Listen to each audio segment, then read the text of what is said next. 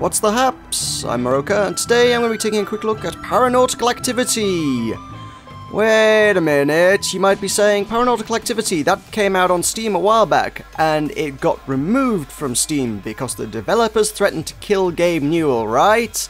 Yeah, that's this game. Well, it's back on Steam, and this is the Deluxe Atonement edition. The rights to the game have been picked up by Digerati Distribution, and they have brought it back out on Steam with a few new things, so it is a relaunching, so I'm going to take a look at this today. So have a quick look at the options menu as we do. We've got controls, all you got is mouse sensitivity in there and invert mouse. It is a Unity game, so you can rebind the controls, but it's done through the Unity launcher, so I can't show you that there. Graphics, likewise, it's got your usual Unity drop down, and you've got a few other things you can toggle on or off. Anti-aliasing, it might have been nice to see a few more options than that than just on or off, but there you go. Now it does indeed have an FOV slider, nice to see. Audio on separate sliders, music and effects, so that's cool. So all in all, that's pretty solid. So we've got three modes there. Hardcore is only going to be unlocked by beating Classic, and Infinite is unlocked by getting everything in the game. So I am nowhere near getting those things. I've sunk a couple of hours into this game, but yeah, it's a pretty challenging one. It is a first-person shooter roguelike kind of thing, and it's not the first to do that kind of style of things, but we'll have a look, see how it compares to others on the market. We've got 4 classes available to us. We've got David Bowie, which just gives us a crossbow. We've got Dynamite, gives us a grenade launcher and a katana. Gorton, which I feel like is probably a reference to something I'm not getting, has a blowfish gun and a scythe, sickle, isn't it? A tank has a shotgun and a cannon, okay.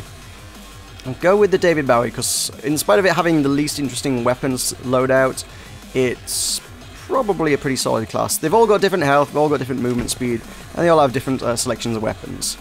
So these are your arenas. We've got a grid-shaped range of arenas, very similar to Binding of Isaac in that respect. And each of those rooms are going to have random layouts of enemies and things within the rooms. You have different arenas to fight in, different enemies in those arenas, and secrets and things to be found. So yeah, so far so Binding of Isaac. You've got a little map at the bottom that shows you the grid, so you can see adjacent rooms. So you can see the white rooms are ones I've been in, the grey rooms are ones that I have yet to explore. And I'm going to run around, find the things. There will be a boss room marked with a pentagram, and then there's usually like an optional boss elsewhere on the floors. There can also be like a challenge room, which gives you just a bunch of traps to avoid, which I have so far been pretty bad at getting through, so if I attempt those, they will kill me, I think. Yeah, the little blue skull and crossbones you can see on the map is in fact the optional boss that will earn me a power-up if I can kill the boss, but well, firstly, there's no guarantee of that, and secondly, it doesn't actually get you to the next floor. You need to find the pentagram room to actually get to the elevator to the next floor. So there are 8 floors in total to be found. I can see a little peek through that room. I can see there's a green... Oh god, there's still an enemy in here. You need to kill all the enemies to progress, and I apparently haven't done that. I thought I had. There we go. Yeah, the door being open would have been a clue. Yeah, I can actually see there's a green room over there, which is the shop, so if I go through this room, I can... It's nice that you can get a little bit of a sneak peek, but I'm not going to get there because I'm going to get shot by a rocket of some sort.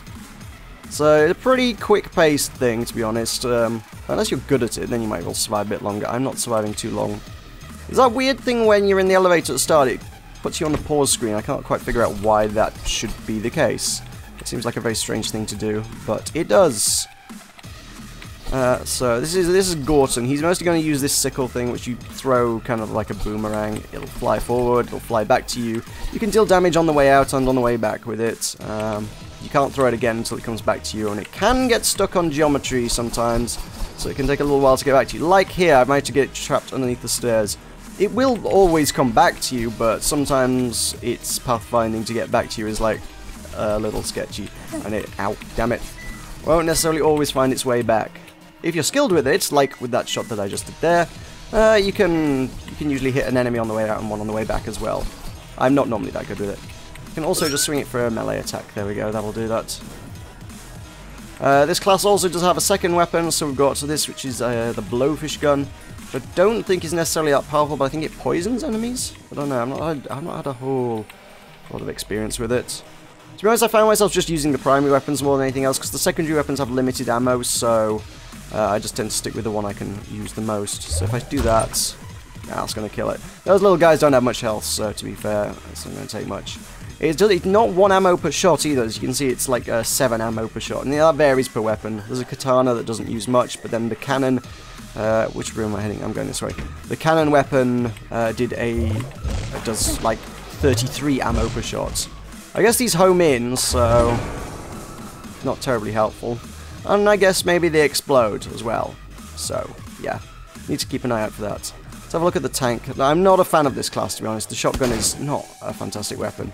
We've got the cannon here, but like I said, that does like 33. Let's fire the cannon.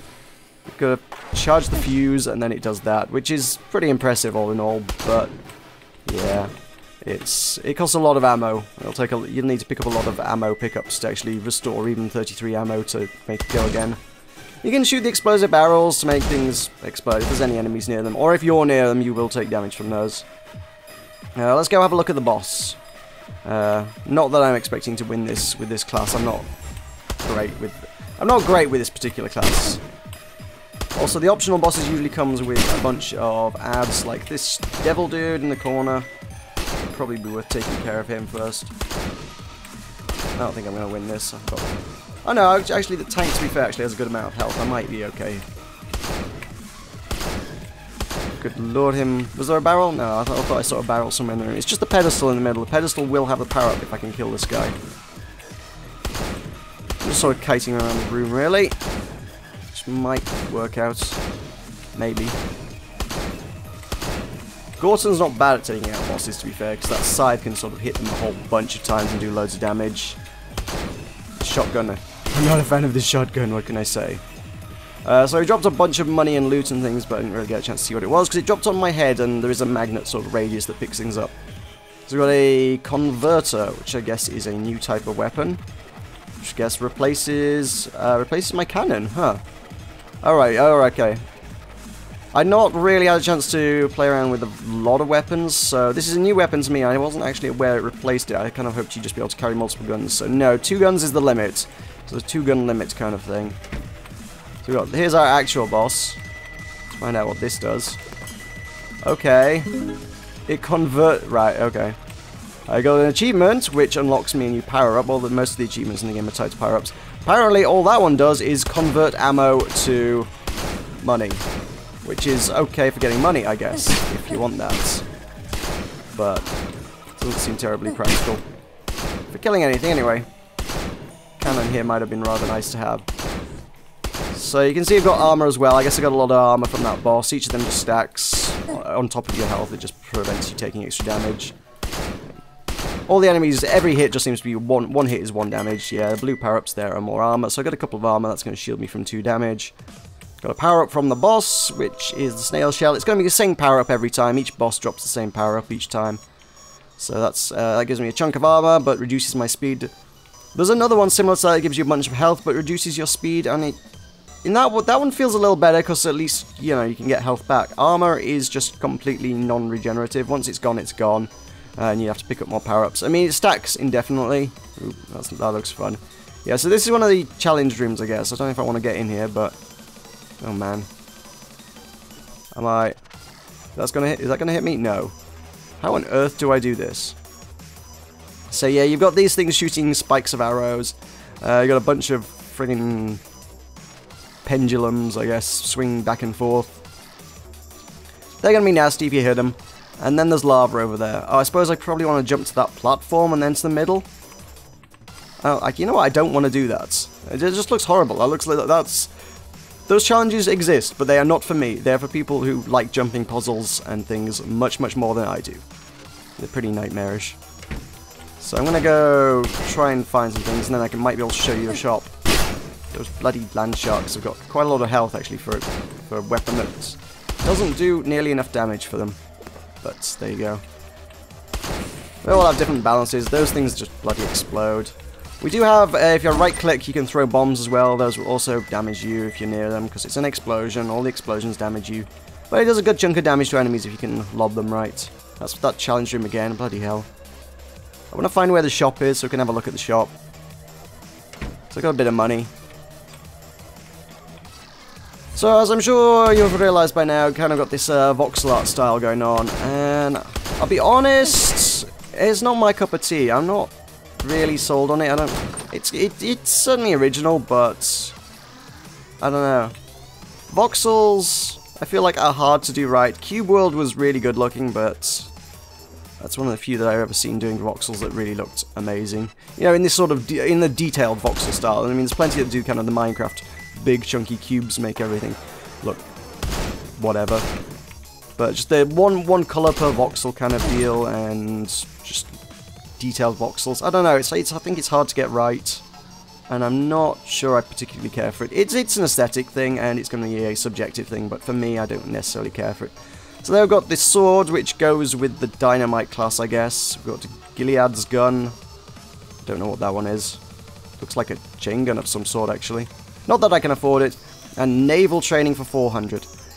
My issue with the shop is that very, very, very frequently, you just can't afford anything. You never... It's so rare you actually get to the shop and you can actually afford to use what's in it. I mean, I suppose I could use my converter to turn that cash into a bit more money, but it's not going to do much for me. So we're on the first floor, and it's already throwing 2 items at me that I can't hope to afford. I mean, there's a couple more rooms. I suppose I could try and kill things in them, get some money out of it. I might just be able to get Gilead's gun, but not hopeful terribly. My main point of comparison to this is a first-person shooter roguelike kind of thing that I really enjoy is Tower of Guns, which came out last year.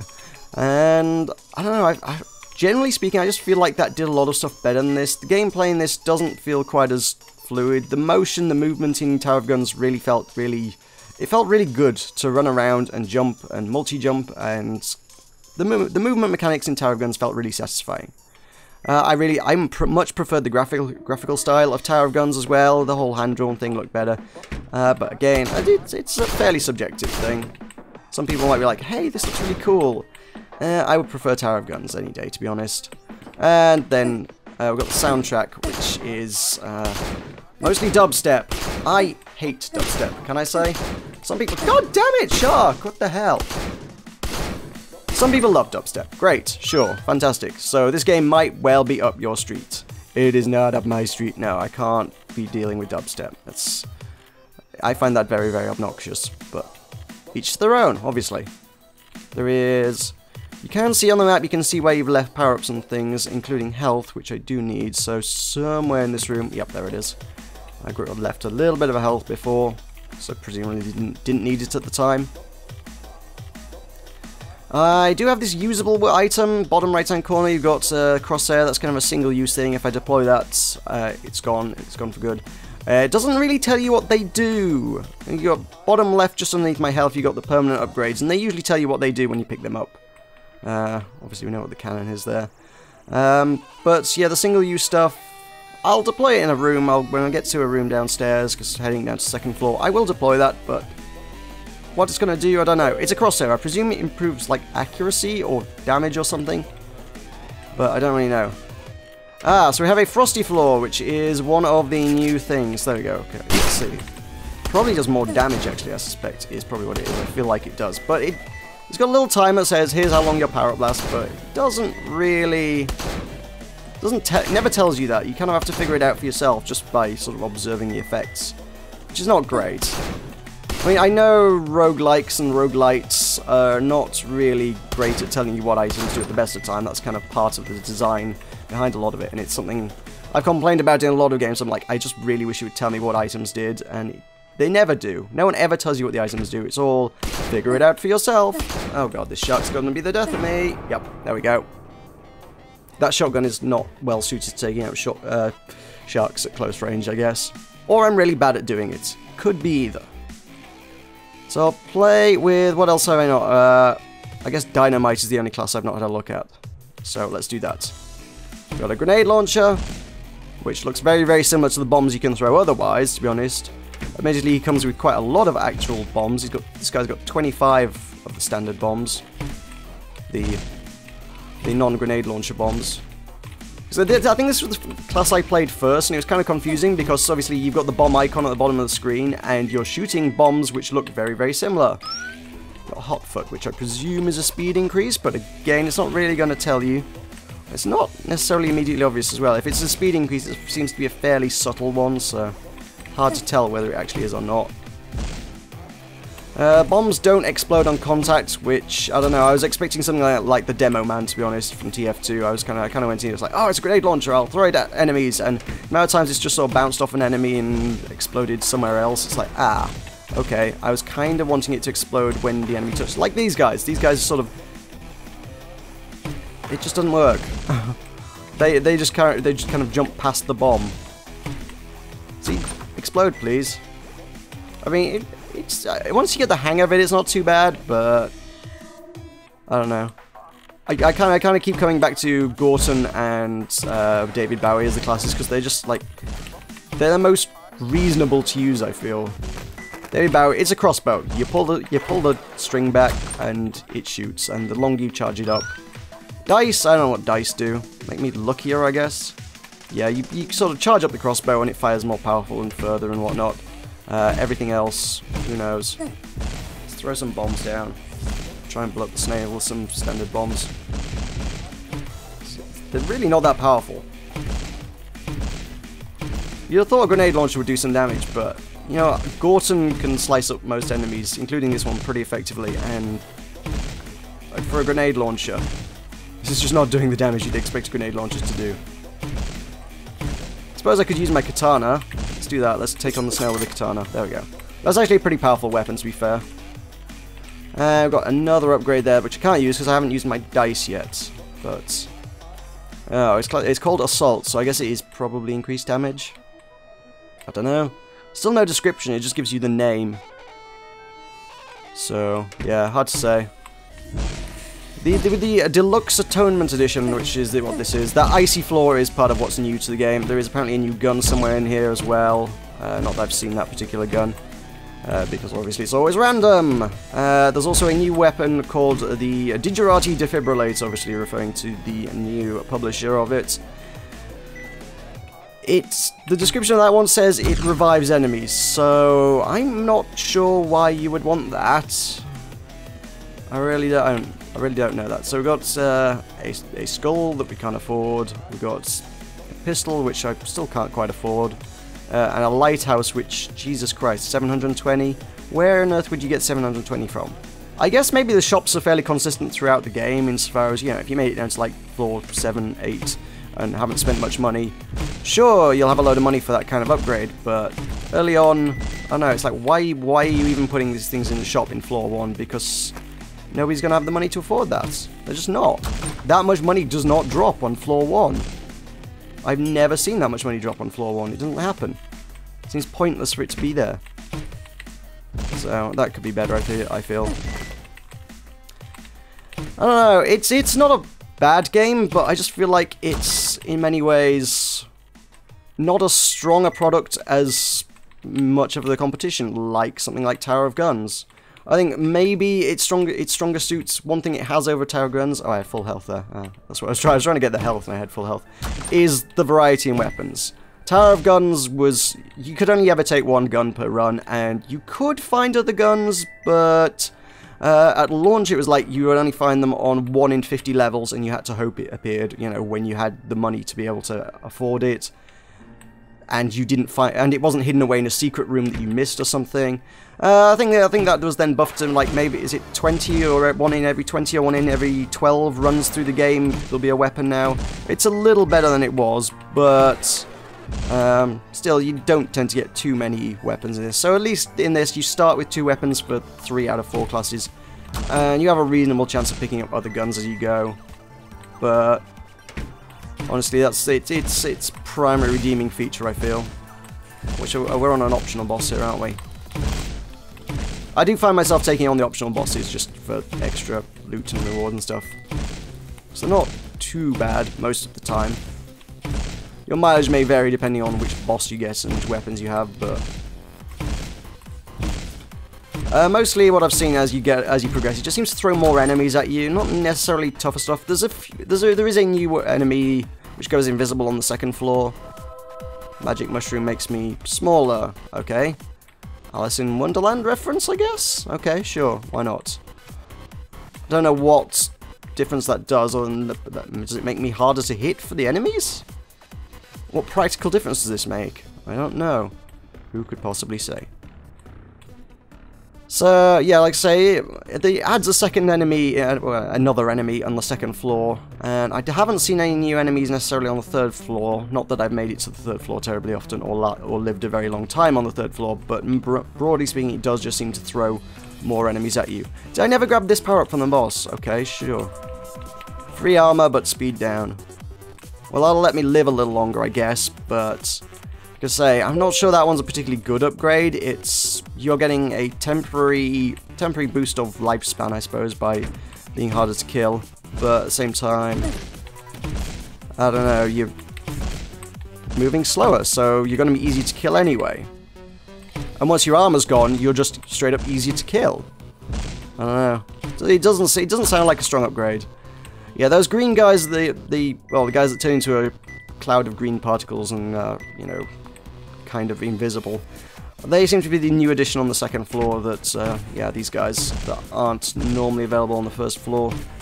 They move pretty quick, they go invisible, they're a little bit tougher than the standard enemies you'll find on the first floor, but it's still not a not massively different, it's just more of what you already were fighting. So I'm not finding a whole lot in the Deluxe Atonement edition that would probably sell it to anybody who didn't already have it from the first time it launched. If you were on the fence about picking up Paranautical Activity the first time it launched, and then they launched the Deluxe Atonement edition, I don't think the addition of one extra gun, a weapon that revives enemies, and sometimes the floor is a bit slippery, it's probably not going to be the selling point you're looking for that really, you know, changes your mind about this game. If you like the style and the music and the concepts, chances are you probably picked it up first time around. If you don't, well, I don't think the minor changes that have been made are really going to sway anyone to any great extent. Like I say, it's not necessarily my cup of tea, but a lot of that is certainly subjective stuff. I don't necessarily care for the style so much as I do Tower of Guns. Definitely don't care for the soundtrack as much as I do Tower of Guns. Tower of Guns had a fantastic soundtrack. And, I don't know, the gameplay just feels, on the whole, less satisfying. See, it's kind of it's a minor subjective thing. Some people might be like, hey, this game's great, but, I don't know, for me, I like Tower of Guns more. If you're in the market for a first-person shooter, roguelite kind of thing, my recommendation would continue to be Tower of Guns, I'll be honest. It really would. So yeah, this is Paranautical Activity, and honestly, I'm not totally sold on it. So yeah, thank you very much for watching. I've been Meroka. I'll see you next time.